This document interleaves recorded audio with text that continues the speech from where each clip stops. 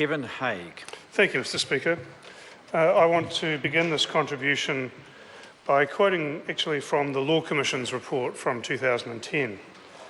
One of the very first paragraphs in that report, sir, alcohol is a legalised drug with the potential to cause serious harm.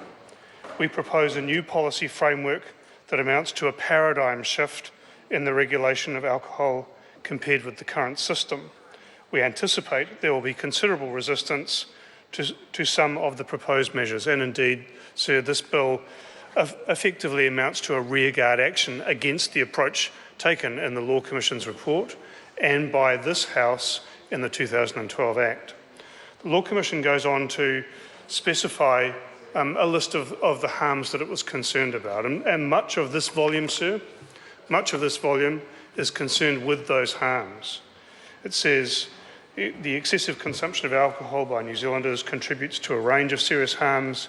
These can be categorised as an array of criminal offences, and it goes on to list the serious criminal offences associated with excessive alcohol consumption.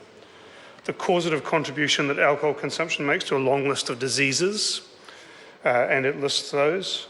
Alcohol poisoning and accidental injury due to intoxication, again more detail. Catalogue of harms visited upon third parties as a result of others' excessive consumption, such as victims of crime, domestic violence, and the Select Committee heard more about that, sir. Harmful effects on educational outcomes, workplace productivity, friendships, social life and so on, and public nuisance factors. Mr. Speaker, the report from the Law Commission, which was extensively discussed by this House in 2012 in stark contrast to the discussion that's going to be available around this bill, it sets out some pretty strong evidence about the harm from alcohol. And one of the chains of evidence that is presented and was essentially incontrovertible was that the increased availability of alcohol increased harm in proportion to that availability. And in consequence, the Law Commission recommended, and Judith Collins, the Minister at the time, and this House agreed that we should be restricting the hours that alcohol was available for. And Mr. Speaker, the submissions essentially mirrored the evidence that the Law Commission found and this House heard before.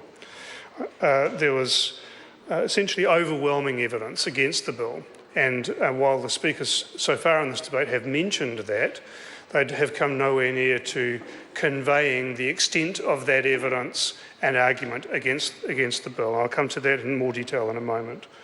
Most submissions said the bill was unnecessary because the special licensing regime that Parliament had set up for the specific purpose of special events like the Rugby World Cup was already in place. Many referred to the loss of democracy associated with this bill, not only in association to the truncated process that this bill would go through. So, for example, the extraordinarily short period that written submissions were open for, the lack of the opportunity to present oral submissions, and, Mr. Speaker, the fact that this bill will go through without a committee of the whole House stage, in which there would have been the opportunity for further scrutiny of this bill today, sir. Not only that, sir, but also the fact that this approach, where Parliament rides in over the top of existing local decision-making processes, effectively rides roughshod over those processes, sir. Many were also concerned about the constitutionality of this bill, in that they made the point that this bill, in fact, undermines the objectives of the Principal Act. And, Mr. Speaker, there wasn't the time for the Select Committee to properly consider that. We don't have the Attorney's view on that issue, and this House will not have a committee stage to actually consider that argument in full. Mr. Speaker, there are numerous great submissions that were made by opponents to this bill, but I just want to read out some of those organisations, sir. And these are just the organisations, not the individuals, of whom there were also many opposed. So against the bill, Alcohol Action, Alcohol Health Watch, Anglican Action, Auckland Council, Auckland Regional Public Health Service, Cancer Society, the Community Action on Alcohol from Young People, Hokianga Health, Community and Public Health, which is the public health provider for Canterbury, West Coast, South Canterbury, Northland DHB, Hawke's Bay DHB, the Health Promotion Agency, the Inner City Association from Wellington, the Manurewa Business Association, Manurewa Local Board, New Zealand College of Public Health Medicine, New Zealand Institute of Liquor Licensing Inspectors, the New Zealand Medical Association, the New Zealand Police, Ngā Waiare o Te Ora Trust, Ngāti Rangi Trust, Te Whānau o Waipareira, the New Zealand Federation of Business and Professional Women, Population Health from the Waikato DHB, Public Health Association, the Seventh-day Adventist Church, academics, the Society of Medical Officers of Health, Victoria Neighbourhood Association, the Waimakariri District Council, the Waves Trust, Western Bay of Plenty District Council, and Women's Refuge, sir. Those are just some of the organisations who submitted strongly with substantive submissions against this bill, sir.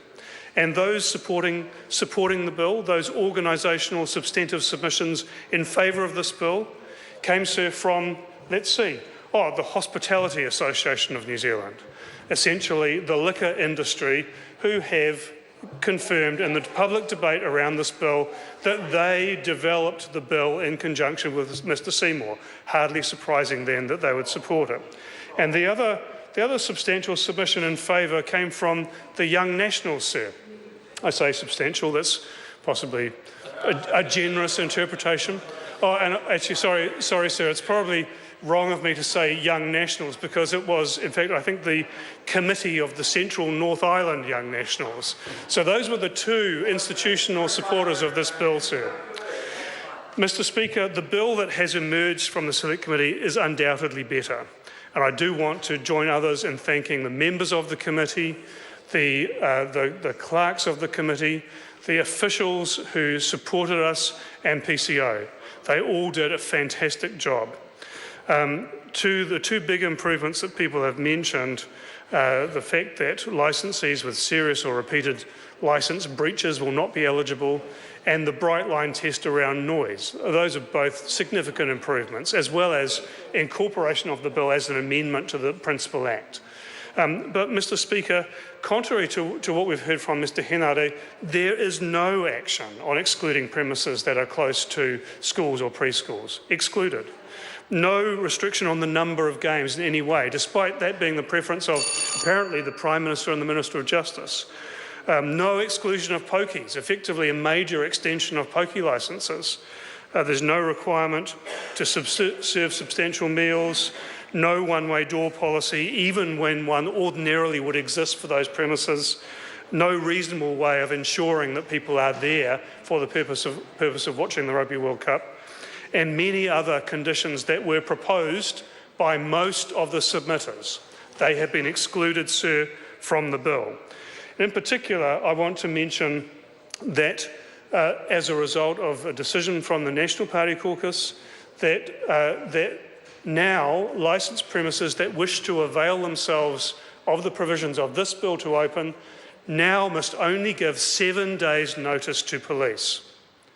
Mr Speaker, the police told the Select Committee they required 20 days' notice in order to gear up their resourcing to be able to handle this.